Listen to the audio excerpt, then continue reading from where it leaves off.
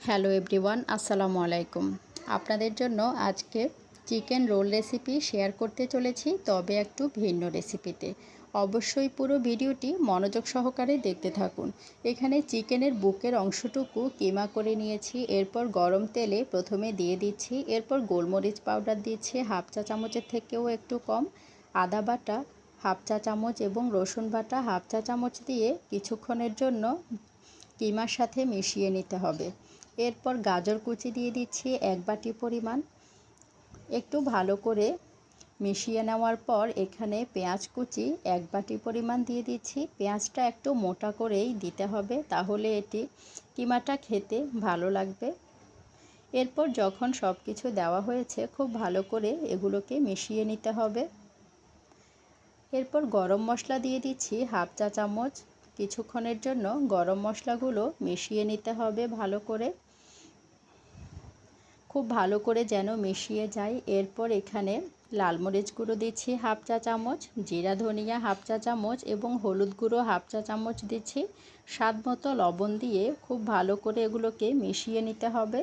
এরপর ঢাকনা দিয়ে কিছুক্ষণের জন্য ঢেকে কুক করে নিচ্ছি। এখানে টমেটো সস দিয়েছি প্রায় 2 টেবিল চামচ পরিমাণ। স্প্যাচুলা দিয়ে ভালো করে মিশিয়ে নিব। হাফ চা চামচ পরিমাণ চিনি দিয়ে দিচ্ছি। চিনিটা দিলে টেস্টটা অনেক ভালো আসে, তাই অবশ্যই হাফ চা চামচ চিনি দেওয়ার ট্রাই করবেন। ঢাকনা দিয়ে কিছুক্ষণের জন্য ঢেকে দিচ্ছি।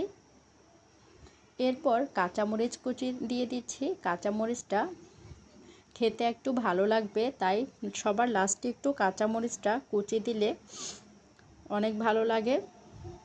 এরপর ঢাকনা দিয়ে ঢেকে দিচ্ছি। আজকের কিমা খুব দ্রুত রেডি হয়ে গেল। ধনেপাতা কুচি দিয়ে নামিয়ে ফেলবেন। এখানে ময়দা নিয়েছি 1 কাপ পরিমাণ। স্বাদ মতো লবণ দিয়ে খুব ভালো করে চামচের সাহায্যে মিশিয়ে নিতে হবে। এরপর একটি ডিম ফেটিয়ে দিয়ে দিচ্ছি।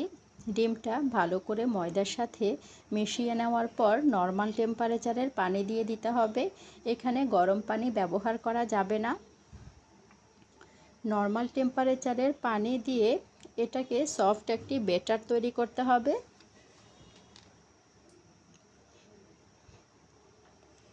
এভাবে সফট একটি ব্যাটার তৈরি করার পর দেখুন দেখতে ঠিক এরকমটি হবে। এরপর সফট একটি ব্যাটার তৈরি করে নিতে হবে খুব ধৈর্য সহকারে। নর্মাল টেম্পারেচারের পানি দিয়ে একেবারে পাতলাও হবে না, আবার একেবারে ঘনও হবে না, সেরকম একটি ব্যাটার তৈরি করে নিতে হবে। দেখুন দেখতে ঠিক এরকমটি হয়েছে। এরপর চুলায় ফ্রাই প্যানে মিডিয়াম আঁচে এভাবে ফ্রাই প্যান দিয়ে দিবেন এবং তেল ব্রাশ করে দিব। তারপর এরকম রুটিগুলো এভাবে ফ্রাই প্যানে এভাবে বানিয়ে নিব। দেখুন, তারপর কিমা মাঝখানে এভাবে দিয়ে দিচ্ছি। এরপর একটু পানি এবং 1 টেবিল চামচ পানি এবং 2 টেবিল চামচ ময়দা দিয়ে এরকম আঠা বানিয়ে নিব। তারপর চারপাশে এভাবে দিয়ে আঠার মতো এভাবে লাগিয়ে দিব, কিমাটা যেন বেরিয়ে না আসে।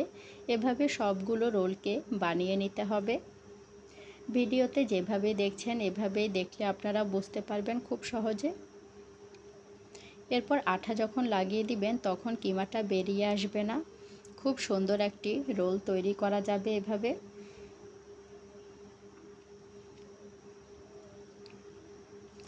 এভাবে সবগুলো রোল আপনারাও বানিয়ে ফেলতে পারবেন খুব অল্প সময়ের মধ্যে।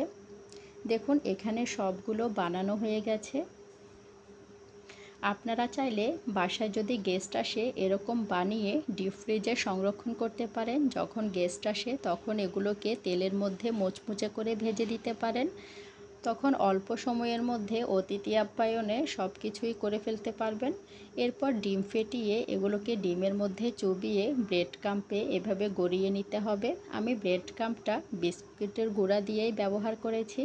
আপনারা চাইলে বাজারে কিনতে পাওয়া যায় সেগুলো দিয়েও করতে পারেন, তবে বাসায় যদি বিস্কুট থাকে শিলপেটে বিস্কুটের গুঁড়া দিয়ে এভাবে বানিয়ে ফেলতে পারেন সবগুলো। আমি এখানে সবগুলো গড়িয়ে নিয়েছি দেখুন একসাথে। এবার আপনারা ডিপ ফ্রিজে সংরক্ষণ করতে চাইলে এয়ারটাইট বক্সে রেখে দিতে পারেন। এভাবে 2টা টিস্যু দিয়ে উপরে এভাবে বসিয়ে দিবেন। সবগুলোকে এভাবেই এয়ারটাইট বক্সে সংরক্ষণ করে অতিথি আপ্যায়নে সব কিছুই করতে পারবেন। সাথে সাথে ভেজে খেতে পারবেন বা ডিপ ফ্রিজে সংরক্ষণ করতে চাইলে এভাবে করে ফেলতে পারবেন। এভাবে সবগুলো সংরক্ষণ করার পর দেখুন আজকে খুব সহজেই এটি বানানো হয়ে গেছে।